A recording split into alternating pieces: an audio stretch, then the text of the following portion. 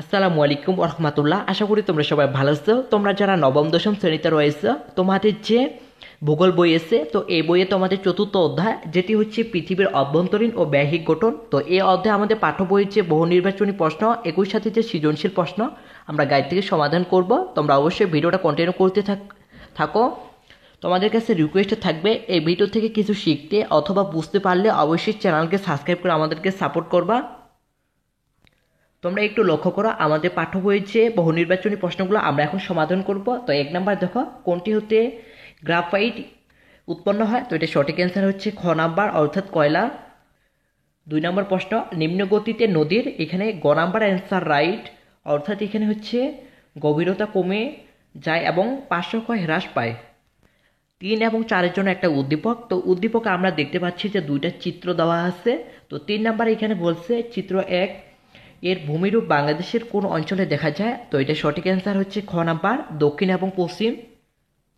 4 number প্রশ্ন দেখো, তো 4 নাম্বার প্রশ্ন এখানে বলছে চিত্র 1 ও 2 উভয়ের ভূমি গঠিত হয়। তো এখানে হচ্ছে সঠিক অ্যান্সার ক নাম্বার, অর্থাৎ পলি সঞ্চয়ের মাধ্যমে একই সাথে নদীর মোহনায়।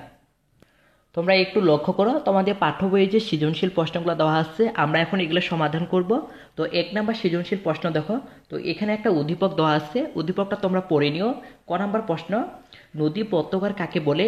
তো আমরা এরকমভাবে লিখতে পারি, প্রবাহিত নদী খাতকে উক্ত নদীর পত্রকার বলে। খ নাম্বার প্রশ্ন, ঊর্ধ্বগতিতে নদী পত্রকার দ্বি আকৃতি হয় কেন? ব্যাখ্যা করো। তো খ নাম্বার প্রশ্নে আমরা এরকমভাবে লিখতে পারি, ঊর্ধ্বগতিতে নদীর পার্শ্বক্ষয় অপেক্ষা নিম্নক্ষয় বেশি হয় বলে পত্রকার ভি আকৃতি হয়। উচ্চগতি অবস্থায় নদীর স্রোতের বেগ প্রবল হওয়ায় তা বড় বড় শিলাখণ্ডে বহন করে নিচের দিকে অগ্রসর হয়। পর্বতগুলো কঠিন শিলা দ্বারা গঠিত হলেও মাঝে মাঝে নরম শিলাও থাকে। নদী খাতে নিচের শিলা বেশি কোমল বলে পার্শ্ব অপেক্ষা নিম্নক্ষয় বেশি হয়। এভাবে ক্রমশ ক্ষয়ের ফলে নদী পত্রকার অনেকটাই ইংরেজি ভি আকৃতির হয়। গ নাম্বার প্রশ্ন দেখো, বিধান ও হিমেলের দেখা ভূমির পাটির ভূ আকৃতির গঠন বৈশিষ্ট্য ব্যাখ্যা করো। তো অবশ্যই তোমরা উদ্দীপকটা ভালো করে পড়ে নিবা। ক নাম্বারটা আমরা এরকমভাবে লিখব, বিধান ও হিমেলের দেখা খাড়া ঢাল বিশিষ্ট মোচা আকৃতির ভূমির পটি হলো আগ্নেয় পর্বত। ভূ অভ্যন্তরে চাপের ফলে লাভা নির্গত হয় এবং পরে সঞ্চিত ও ঠান্ডা হয়ে আগ্নেয় বা সঞ্চারিতজাত পর্বত গঠিত হয়। অগ্নুপাত থেকে সৃষ্টি হয় বলে একে আগ্নেয় পর্বত বলে। উপরের দিকে অগ্নু লাভা জ্বালামুখের বাইরে এসে দ্রুত ঠান্ডা হয়ে যায়, ফলে এ ধরনের পর্বতগুলো চূড়াগুলো সংকুচ ও মোচা আকৃতির হয়ে থাকে। জাপানে ফুজিমা, ইটালির হচ্ছে ভেসুভিয়াস, আফ্রিকার হচ্ছে কিলিমাঞ্জারো এ জাতীয় পর্বতের উদাহরণ। তো এরপরে গ নাম্বার প্রশ্ন দেখো, গ নাম্বার প্রশ্ন এখানে বলছে তাদের উভয়ের বাড়ি যে অঞ্চলে অবস্থিত সেই অঞ্চল দুটির ভূমির গঠন বৈশিষ্ট্য তুলনামূলক বিশ্লেষণ করো। বিধানে বাড়ি বান্দরবনে যা টারশিয়ারি যুগের পাহাড়সমূহ এবং হিমেলের বাড়ি খুলনায় যা প্রদীপ সমভূমির অন্তর্ভুক্ত। এই দুটি অঞ্চলের ভূমির গঠন বৈশিষ্ট্য তুলনামূলক বিশ্লেষণ করা হলো। বিধানে অঞ্চলটি টারশিয়ারি যুগের হিমালয় পর্বত উত্থিন হওয়ার সময় সৃষ্টি হয়েছে। এ পাহাড়গুলো আসামের লুসাই ও বার্মার আরাকান পাহাড়ের সমগোত্রীয় বলে মনে করা হয়। চট্টগ্রাম ও পার্বত্য চট্টগ্রামের দক্ষিণ পূর্বাঞ্চল এবং সিলেট জেলার উত্তর পূর্বাংশ এ অঞ্চলে অন্তর্ভুক্ত। এ অঞ্চলে ভূমির বেলে পাথর, শেল ও কাদামাটি দ্বারা গঠিত। এ অঞ্চলে পাহাড়গুলোর উচ্চতা হচ্ছে 610 মিটার। অপরদিকে হিমেলের অঞ্চলটি প্রদীপ সমভূমির অন্তর্গত।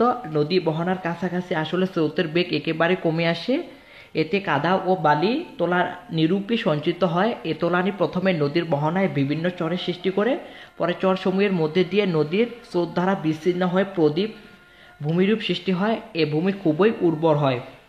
উপরোক্ত আলোচনা থেকে বলা যায় বিধান ও হিমেলে বাংলাদেশের বসবাসকৃত অঞ্চল দুটির ভূমির গঠন বৈশিষ্ট্যর মধ্যে ব্যাপক পার্থক্য বিদ্যমান রয়েছে।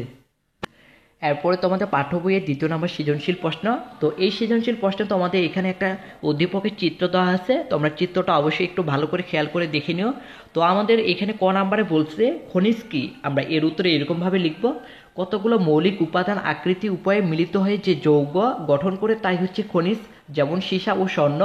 খ নাম্বার প্রশ্ন, পাবলিক শিলায় জীবাশ্ম দেখা যায় কেন তা হচ্ছে ব্যাখ্যা করো। তো খ নাম্বার প্রশ্নে এরকমভাবে লিখব, পাললিক শিলা গঠনের সময় বিভিন্ন আকৃতির শক্তি ক্রিয়াশীল থাকে, যেমন নদী ও সমুদ্রের স্রোত। নদীর স্রোতে জীবজন্তুর দেহাবশেষ অথবা বৃক্ষ শাখা ভাসতে ভাসতে সমুদ্রে এসে পড়ে এবং তলদেশে নিমজ্জিত হয়, যা যুগ যুগ ধরে পাললিক শিলা স্তরে অবস্কৃত অবস্থায় প্রাকৃতিকভাবে সংরক্ষিত থাকে, ফলে পাললিক শিলায় জীবাশ্ম দেখা যায়। এরপরে গ নাম্বার প্রশ্ন আমরা এরকমভাবে লিখব, উপরের চিত্রে এ চিহ্নিত স্তরের বৈশিষ্ট্য ব্যাখ্যা করো। চিত্রে এ চিহ্নিত স্তরটি হচ্ছে ঊর্ধ্বগুরুমণ্ডল। ঊর্ধ্বগুরুমণ্ডল হচ্ছে গুরুমণ্ডলের উপরিভাগ, যা অগ্নমণ্ডলের নিচে অবস্থিত। এর বৈশিষ্ট্যগুলো হলো, এই স্তরটি 100 থেকে 700 কিলোমিটার পর্যন্ত বিস্তৃত। এই স্তরটি ক্রোমিয়াম, লোহা, সিলিকন ও ম্যাগনেসিয়াম মৌল দ্বারা গঠিত। এটি সাধারণত লোহা ও ম্যাগনেসিয়াম সমৃদ্ধ সিলিকেট খনিজ দ্বারা গঠিত।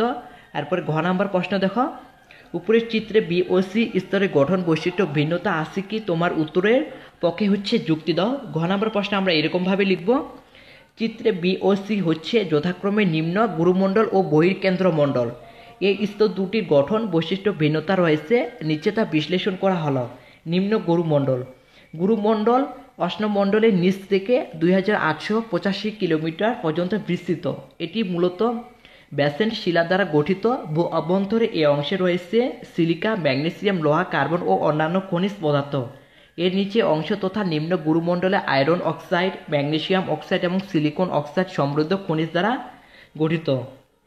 ভূকেন্দ্রমণ্ডল, গুরুমণ্ডলের ঠিক ওপরেই বহির্কেন্দ্রমণ্ডল বিস্তৃত। ভূস্পন্দন তরঙ্গের সাহায্যে জানা গেছে স্তরটি তরল অবস্থায় আছে। এর পুরুত্ব 2270 কিলোমিটার। বিজ্ঞানীদের মতে এই স্তরটি প্রধান উপাদান নিকেল ও লোহা, এছাড়া রয়েছে পারদ ও সীসা। সুতরাং উপরিক্ত আলোচনা থেকে বলা যায় গুরুমণ্ডল ও বহির্কেন্দ্রমণ্ডল স্তর দুটির গঠন বৈশিষ্ট্য ভিন্নতা রয়েছে। এরপরে লক্ষ্য করা আমাদের 3 নাম্বার যে প্রশ্ন, তো এটা তোমাদের বইয়ের বাইরের প্রশ্ন। তো এটা আমরা একটু সমাধান করব খুব সংক্ষিপ্ত রূপে। তোমরা একটু লক্ষ্য করে দেখো, এখানে 3 নাম্বার প্রশ্নে একটা চিত্র দেওয়া আছে। তো চিত্রের মধ্যে শিলা এবং বৈশিষ্ট্য, তো তোমরা সবগুলো দেখে নিও। তো ক নাম্বার এখানে বলছে সুনামি কাকে বলে। তো ক নাম্বার প্রশ্নের সঠিক উত্তর, ভূমিকম্প, আগ্নেয়গিরি, অগ্নুপাতের কারণে সৃষ্ট বিশাল সামুদ্রিক ঢেউকে সুনামি বলে।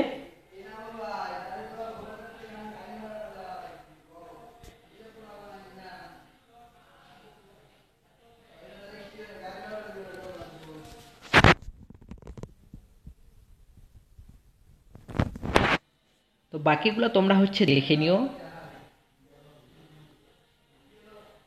আশা করি ভিডিওটা ভালো লাগছে। ভিডিওটা ভালো লাগলে অবশ্যই লাইক, কমেন্ট এবং চ্যানেলকে সাবস্ক্রাইব করে আমাদেরকে সাপোর্ট করবা। তো দেখা হবে আগামী কোনো নতুন ভিডিওতে। ততক্ষণ পর্যন্ত ভালো থাকবা। আল্লাহ হাফেজ।